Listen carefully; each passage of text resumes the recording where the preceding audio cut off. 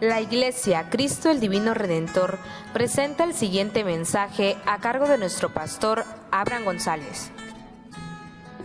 Dios les bendiga, hermanos, en esta mañana. Vamos a iniciar una vez más nuestra escuela dominical, la lección 21, titulada Confesión Positiva y Doctrina de los Decretos.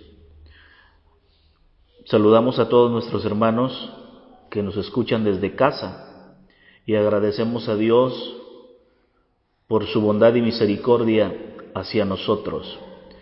Vamos a leer dos porciones en la palabra del Señor. Primero, San Marcos capítulo 11, versículo 23. Dice de la siguiente manera: porque de cierto os digo, que cualquiera que dijere a este monte, quítate y échate en el mar, y no dudar en su corazón, sino creyere que será hecho lo que dice, lo que diga lo será hecho. Vamos a leer también Santiago capítulo 1, versículo 6, y dice de la siguiente manera: pero pida con fe, no dudando nada, porque el que duda es semejante a la onda del mar, que es arrastrada por el viento y echada de una parte a otra. Vamos a la verdad central de nuestra lección, y la verdad central dice: la doctrina de la confesión positiva se considera herética al ser producto de una incorrecta interpretación de pasajes bíblicos relacionados con la fe, además de atentar contra la soberanía de Dios. Qué importante que al inicio de esta lección, en la verdad central, nos comenta que la doctrina de la confesión positiva se considera herética. En pocas palabras, para nosotros es una herejía lo que ellos enseñan, lo que ellos practican. Además, también se considera como algo que atenta en contra de la soberanía de Dios. Dios está por encima de todo. Dios es un Dios soberano y no hay nadie que esté por encima de su soberanía. Totalmente una herejía esta doctrina de la confesión positiva. Vamos al desarrollo de la lección. En el punto número 1 dice la doctrina de la confesión positiva. Su origen fue un pastor evangélico y metafísico llamado Esek William, quien, basado en lecturas del Nuevo Pensamiento de Phineas Quimby y el libro de Ciencia y Salud de Mary Baker, fundadora de la ciencia cristiana, se dio a la tarea de unir todas estas creencias esotéricas con el cristianismo. Kenyon simplemente sustituyó los términos confesión positiva y visualización por fe, y el poder de nuestra confesión en realidad es una expresión cristianizada de la metafísica que lamentablemente se ha infiltrado en la iglesia de hoy. Esto de mezclar, de poder mezclar lo cristiano con diferentes doctrinas, con diferentes filosofías, no es nuevo. Lamentablemente el cristianismo se ha venido dando, amados hermanos, que se ha mezclado con diferentes doctrinas, con diferentes prácticas, sobre todo a conveniencia de quienes lo practican. Entonces, lamentablemente, hoy podemos decirlo, se ha infiltrado en nuestras iglesias. ¿Cuál es la popularidad de esta doctrina? Desde los años 90 se ha venido infiltrando en la iglesia cristiana evangélica esta falsa, pero a la vez muy atractiva doctrina. Es popular entre los seguidores del evangelio de la prosperidad. O sea, para los que son de la doctrina de la prosperidad, para ellos no es nada raro, ni mucho menos nada que ellos desconozcan. Para ellos, con ellos esta rama es muy aceptada. Los neopentecostales y la iglesia emergente, quienes afirman que las palabras en sí mismas tienen poder espiritual y que si decimos en voz alta las palabras correctas con la fe correcta, podemos obtener riquezas y salud, atar a Satanás y lograr cualquier cosa que queramos. La doctrina de la confesión positiva es hija de otra más, la deificación del hombre, la herejía de considerarnos a nosotros mismos como dioses. Ok. Fíjese, en primer lugar, la popularidad de esta doctrina se centra, en primer lugar, en los decretos, en el poder de nuestra boca, de nuestras palabras, en la autoridad de nuestras palabras, de nuestra boca. Fíjese bien, ellos dicen que pueden obtener riqueza, salud, incluso atar a Satanás y lograr cualquier cosa que ellos quieran. ¿Cómo? Por medio de la confesión, por medio de declararlo, decirlo con nuestra boca en voz alta. Ellos así lo dicen, y con la fe correcta. Además de eso, la confesión positiva dice la lección que es hija de otra rama que se llama la deificación. Esto es, quienes pastores, quienes organizaciones enseñan o creen que nosotros somos también dioses. Hay un pastor, predicador o como se le pueda llamar, él enseña que nosotros somos dioses en pequeño, o otros dicen que somos junior. Todas esas herejías que hoy en día en la iglesia se infiltran y que lamentablemente, amados hermanos, la iglesia está siendo engañada porque, como dijimos anteriormente, es una enseñanza o una doctrina lamentablemente atractiva. Alguien que llega a ti y te dice: tú puedes lograr lo que quieras simplemente con que lo confieses, que tengas fe y lo confieses con tu boca, lo puedes lograr todo. Esa oferta atractiva es algo que nadie lo puede rechazar. Es algo que a alguien le cae súper bien. Pero ¿cuál es el error?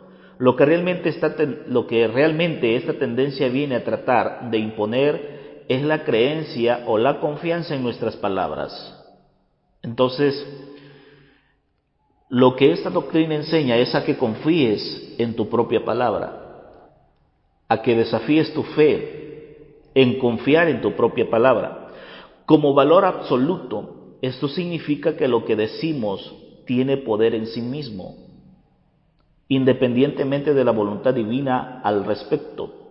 Es más, lo que pronunciamos con nuestros labios de alguna manera pone en funcionamiento la voluntad de Dios, de manera que el soberano se ve obligado a hacer lo que nosotros decimos con fe, llegando entonces al extremo de creer que el Señor depende de nosotros en lugar de que nosotros dependamos de Él. El error más grande de esta doctrina está o se centra en el que te enseñan que en nuestras palabras está el poder, que nosotros tenemos poder en nuestra boca, en nuestras palabras, para decir o hacer lo que queramos. Pero ojo, fíjese este grandísimo error, pecado y herejía, que no importa, aunque no esté en la voluntad de Dios que se haga lo que tú quieres, se tiene que hacer. En pocas palabras, que Dios está obligado a hacer lo que nosotros decimos. ¿Por qué? Porque simplemente porque lo queremos. Fíjese qué sorprendente. Eso quiere decir entonces que en la soberanía de Dios nosotros estamos por encima, porque nosotros obligamos a Dios que haga lo que nosotros queremos a través de nuestras palabras. A nosotros la palabra de Dios nos enseña totalmente lo contrario. Bien, Avancemos con nuestro estudio. El punto número 2 de nuestra lección dice: los decretos. ¿Cuáles son esos decretos que esta doctrina enseña? Primero, son mandatos de Dios. En relación a Dios, la palabra decretar se usa en la Biblia de dos maneras diferentes. Primero, se refiere a sus mandatos, se les llama decretos preceptivos, los cuales deben ser obedecidos. Segundo, una determinación de Dios. En segundo lugar, el término se usa para referirse a una determinación de Dios, la cual seguramente ocurrirá. A este decreto le podemos llamar decreto eficaz, para diferenciarlo del anterior. Cuando Dios dijo sea la luz, era imposible que eso no ocurriera. Y cuando Jesús dijo éfata, es decir, sea abierto, era seguro que el hombre sordomudo oiría y hablaría claramente. En un tercer término usado inadecuadamente, esto únicamente le compete a Dios, solo Él puede decretar. Desde el punto de vista espiritual, su palabra es poderosa y el universo la obedece. Al creyente no le corresponde estar ordenando ni determinando nada. Es por esa razón que el cristiano no debería incorporar en sus oraciones estas palabras, sino más bien someterse a la voluntad y los designios del único que tiene poder para obrar, el Dios omnipotente. Entonces, veamos claramente la forma en la que ellos oran o la forma en la que ellos desarrollan su fe a través de los decretos. Ellos dicen: yo decreto. Y no sé si a esto a nosotros nos parece muy familiar, si en alguna ocasión a usted le ha tocado escuchar a los superapóstoles o a los apóstoles pronunciar este tipo de palabra. Incluso ellos toman la autoridad, el poder o la potestad. Y ellos incluso dicen: yo como apóstol, yo como esto, como lo otro, decreto. Esa palabra, amados hermanos, el decretar, incluso nos está diciendo aquí nuestra lección que nadie tiene esa potestad, nadie tiene esa facultad de decretar. El único que decreta es Dios y nadie puede. Nosotros no podemos cambiar nada de lo que ya está hecho, no podemos estar por encima de lo que Dios es o de lo que Dios creó. Nosotros únicamente lo que tenemos que hacer es someternos a la voluntad divina, someternos a la voluntad de Dios. El único que puede obrar más allá de lo que nosotros nos imaginamos es el Dios omnipotente en el cual nosotros hemos creído y no podemos hacer más. Entonces el único que decreta es Dios. Y este término está totalmente usado inadecuadamente. Es un error, una herejía que enseñen que nosotros podamos decretar. ¿Cuál es el tercer punto? Textos usados por la confesión positiva. ¿En qué se basan ellos para creer o para vivir de esa manera? Vamos a ver las citas que enseña aquí. ¿Cuáles son los textos que ellos usan? Romanos capítulo 10, su verso 9. Que si confesares con tu boca que Jesús es el Señor y creyeres en tu corazón que Dios le levantó de los muertos, serás salvo. Ese es un texto que usa la confesión positiva. Es una mala interpretación de estos textos. Algunas personas defienden la confesión positiva simplemente diciendo que tales pasajes nos indican que para recibir todas las bendiciones divinas debemos confesarlas. Sin embargo, lo que se llama confesar en verdades fundamentales como el señorío de Cristo y la realidad de los pecados, no se llama simplemente expresar algo que se quiere que pase y que se cree que es la voluntad de Dios. Entonces, en pocas palabras, la confesión positiva usa estos textos. Vayamos a uno más, Mateo capítulo 10, versículo 32. Mateo capítulo 10, verso 32. A cualquiera pues que me confiese delante de los hombres, yo también le confesaré delante de mi Padre que está en los cielos. Ese es uno de los textos más que usa la confesión positiva. En pocas palabras, amados hermanos, esta doctrina de la confesión positiva está malinterpretando estos textos, porque aquí habla de confesar el señorío de Cristo. Entonces, mientras ellos consideran estos textos a su favor, creyendo que avalan lo que ellos enseñan, la herejía que ellos practican está totalmente incorrecta. No esa es la verdadera interpretación. Lo segundo, Marcos capítulo 11, versículo 14. Marcos 11, 14. Entonces Jesús dijo a la higuera: nunca jamás coma nadie fruto de ti. Y le oyeron sus discípulos. Otros textos utilizados para apoyar la confesión positiva son aquellos donde se manda a tener fe. Al parecer, de alguna manera se asume que la confesión positiva es la forma correcta de expresar la fe, aun cuando no hay apoyo bíblico para tal idea.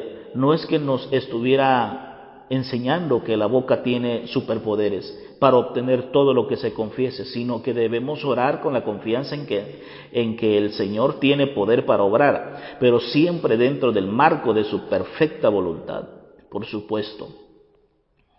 Ellos creen que la fe hay que usarla de la forma correcta, que es a través de los decretos y a través de la confesión.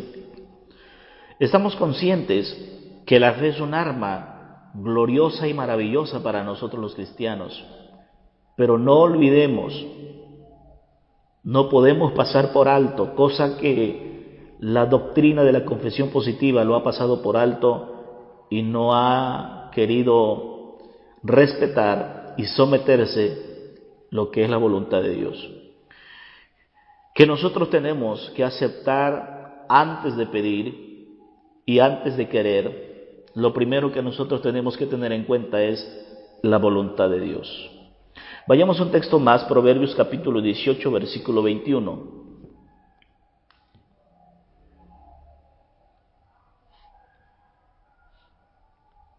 Dice la palabra del Señor: la muerte y la vida están en poder de la lengua, y el que la ama comerá de sus frutos.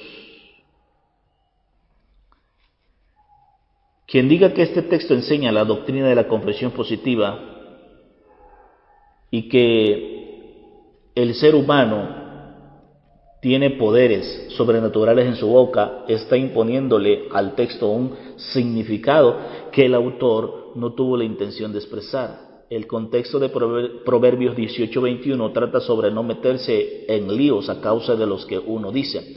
Trata sobre el hablar bien o el dirigirse a otros y de refrenar la boca para no dañarnos a los demás. Esa es la interpretación correcta de Proverbios 18:21. Pero al parecer la doctrina de la confesión positiva lo toma a su beneficio, diciendo que ese es el texto para que nosotros creamos en la confesión positiva. Bien, vamos al siguiente punto. ¿Cuáles son los peligros de la confesión positiva? Entre los peligros que conlleva la doctrina de la confesión positiva se encuentran los siguientes. Primero, creer que nuestras palabras tienen poder propio. Se usan las expresiones como una especie de poder mágico, espiritual, que podemos utilizar para conseguir lo que deseamos, confesión positiva, o rechazar lo que no queremos, confesión negativa, obligando a Dios a hacer nuestra voluntad.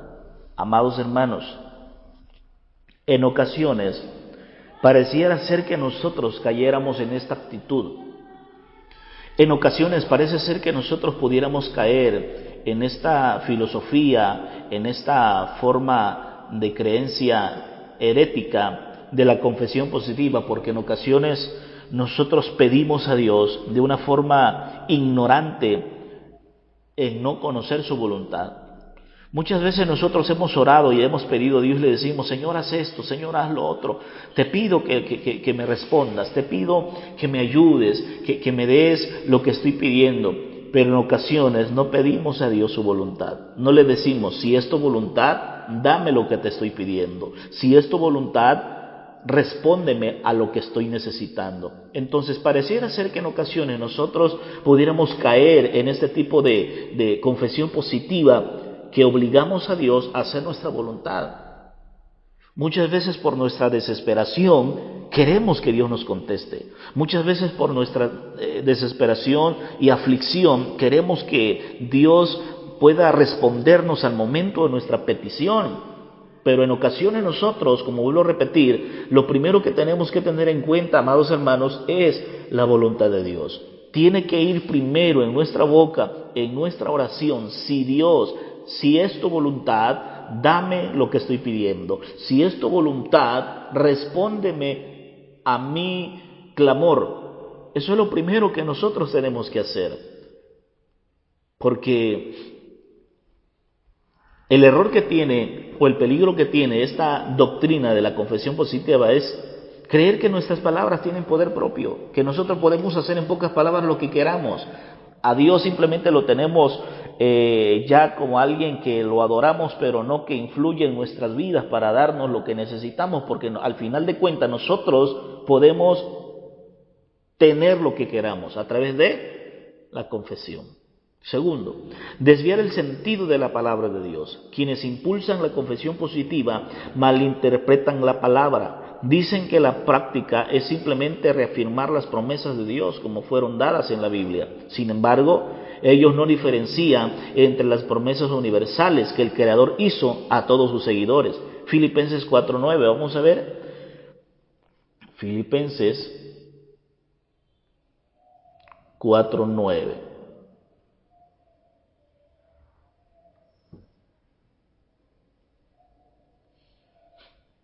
Filipenses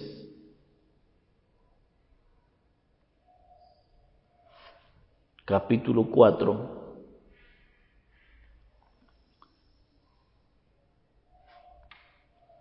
versículo 9. Dice la palabra: lo que aprendisteis y oísteis y recibisteis y visteis en mí, esto haced, y el Dios de paz estará con vosotros.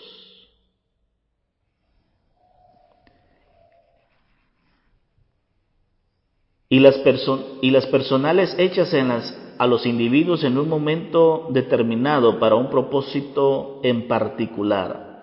Tergiversan las promesas que Dios nos da, negándose a aceptar que el plan divino no siempre coincide con el nuestro.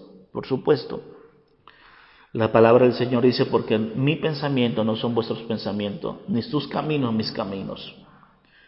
Entonces, lamentablemente, hacen una mala interpretación de la palabra, todo a su favor, todo a conveniencia, a sus doctrinas. Entonces, amados hermanos, cuando esto sucede, que una persona, una organización o diferente tipo de persona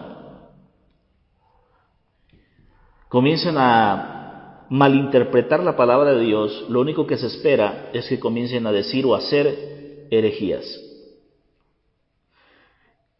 El siguiente peligro es que hacen afirmaciones incoherentes.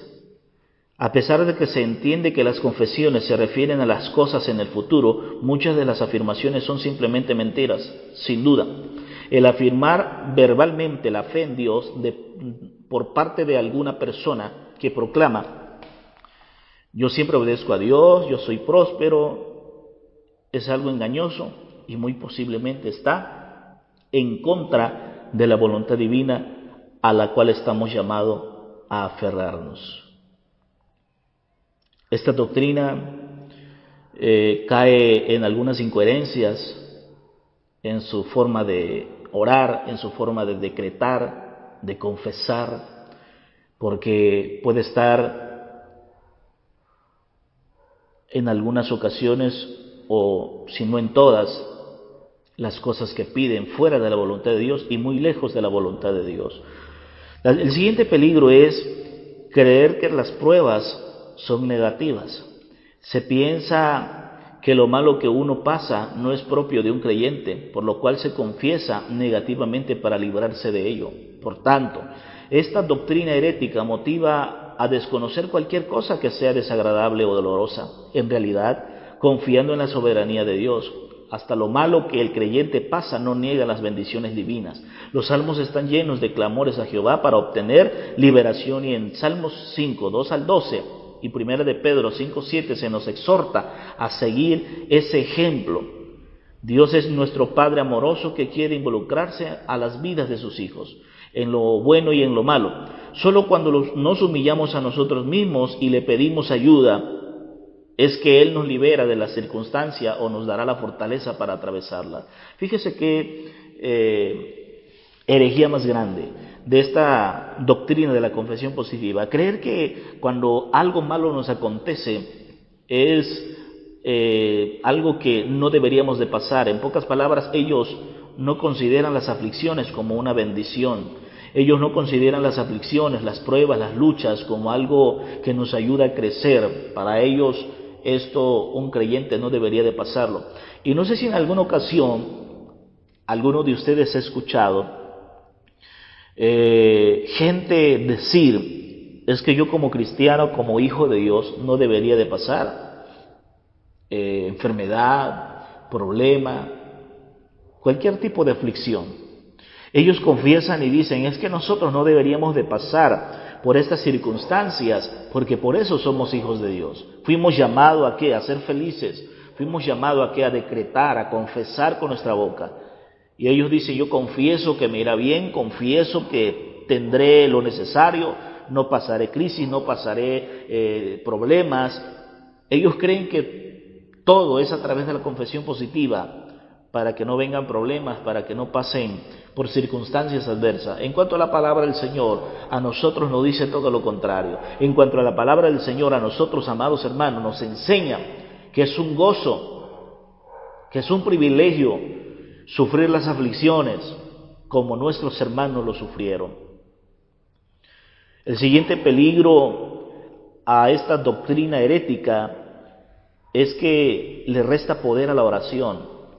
La confesión positiva es: yo declaro, yo confieso, yo decreto. No es pedir algo en oración. Conforme Jesús enseñó, centra la fe en el poder de las palabras y al final en el mismo hombre, no en el poder de Dios. Por lo tanto, a lo que se refiere Marcos 11:23 es orar con fe. Por eso Jesús dijo: tened fe en Dios. Y luego todas las cosas por los que oréis y pidáis, creed que ya las habéis recibido y os serán concedidas. Esta nueva ola de interpretación entonces vulnera por lo menos dos nociones fundamentales en el cristiano. Uno, la fe. Dos, la soberanía de Dios. Nuestras palabras no atan a Dios y hacer lo que decimos. Por supuesto que no. No podemos nosotros obligar a Dios, ni siquiera podemos imaginarnos. Ellos mismos se engañan en creer que lo que ellos digan, lo que ellos quieren, así se hará y Dios está obligado a hacerlo. ¡Qué engaño tan tremendo! El apóstol Santiago nos hace reflexionar con respecto a este tema y nos habla y nos dice: no os engañéis a vosotros mismos, dice el apóstol Santiago. Dios no puede ser burlado. Pareciera ser que este tipo de gente se burla de Dios cuando ellos decretan y ellos dicen: es que Dios tiene que actuar conforme a mi fe. Ellos quieren mover a Dios a su antojo, a su manera, en cuanto no es así. Vamos a ir concluyendo y dice la lección: el peligro de la confesión positiva es que al final desemboca en decepción. Cuando la persona no obtiene lo que confesó, tiende luego a poner en duda el poder del Señor. Fíjese qué tremendo. Cuando ellos confiesan lo que quieren escuchar, lo que quieren ver, lo que ellos quieren que ocurra, y no sucede, entonces ponen en duda el poder del Señor. Pero parece ser que ellos enseñan que el poder está en su boca, en el hablar. Entonces, ¿por qué esperar en el Señor si ellos tienen el poder? La realidad es que Dios nunca se pondrá a nuestras órdenes. Él es soberano. Las palabras no son mágicas. Nuestra función con nuestro Padre Celestial no es exigirle. Él nunca se someterá a nuestras declaraciones. Nos corresponde a nosotros pedirle ayuda, confiar y darnos cuenta de que su obra a favor nuestro depende de su poder y de su voluntad perfecta. Amados hermanos, tenemos que darnos cuenta, y la doctrina de la confesión positiva tiene que darse cuenta, que Dios nunca va a rendirse a nuestro favor y nunca estará Dios a favor nuestro para hacer todos nuestros caprichos conforme a las declaraciones y decretos que esta doctrina enseña. Al contrario, quienes tienen que someterse a la voluntad de Dios somos nosotros, rendirnos a la voluntad de Dios, rendir nuestras vidas a Dios, para que nuestras oraciones sean contestadas. Lo mejor que tenemos que hacer no es decretar, no es declarar con nuestra boca y esperar a fuerzas que Dios haga lo que estoy diciendo, no. Creo que la actitud correcta para poder esperar lo que nosotros queremos, la respuesta de Dios, es humillarnos a sus pies. Cuando nosotros nos humillemos a los pies de Cristo, entonces Él podrá respondernos, podrá hablarnos, podrá decirnos, si es su voluntad, darnos lo que nosotros estamos pidiendo. Porque hasta eso la palabra del Señor dice, que Él nos da a la medida que nosotros necesitamos. Él nunca nos va a dejar solo. Él nunca nos va a dejar sin fuerzas. Él siempre estará al pendiente de nosotros. Parece ser que la doctrina de la confesión positiva está olvidando muchas promesas de Dios que benefician a nosotros, que benefician a su iglesia. Iglesia, Cristo el Divino Redentor, pidamos a Dios con humildad, vengamos a su presencia con humildad, y no exijamos a Dios que nos responda, sino nos humillemos delante de Él y a través de su misericordia y de su soberana voluntad, que Él nos responda. En ocasiones tal vez podamos estar afligidos, en ocasiones es probable que nuestra preocupación sea tanta que lo único que esperamos es que Dios nos responda. Pero no olvidemos que Él hará su voluntad, queramos o no queramos. Y una de las cosas que nosotros tenemos que aceptar la voluntad de Dios es, cuando Él dice no, tenemos que aceptarla. Y cuando Él dice sí, tenemos que gozarnos en Él. Pero también tenemos que aceptar la voluntad de Dios, sea a nuestro favor, que Él responda o que Él no responda, tenemos que aceptar la voluntad de Dios. Padre, en el nombre de Jesús, te doy gracias en esta mañana porque nos permites culminar una lección más de escuela dominical. Agradezco a Dios, agradezco por la vida de la iglesia. Agradezco, Padre maravilloso, porque estoy consciente que tu misericordia ha sido a favor de nosotros. Te doy gracias porque hasta ahora nos has guardado. Te doy gracias porque hasta el momento tú nos has cuidado. Y pedimos en el nombre de Jesús que nos ayudes a permanecer firmes, que nos ayudes a permanecer con fe, en confianza, en obediencia, en santidad. Ayuda a tu iglesia a permanecer. Ayuda a tu iglesia a seguir adelante. Cualquier necesidad de tu iglesia, en el nombre de Jesús te pedimos, conforme a tu voluntad, suple en el nombre de Jesús.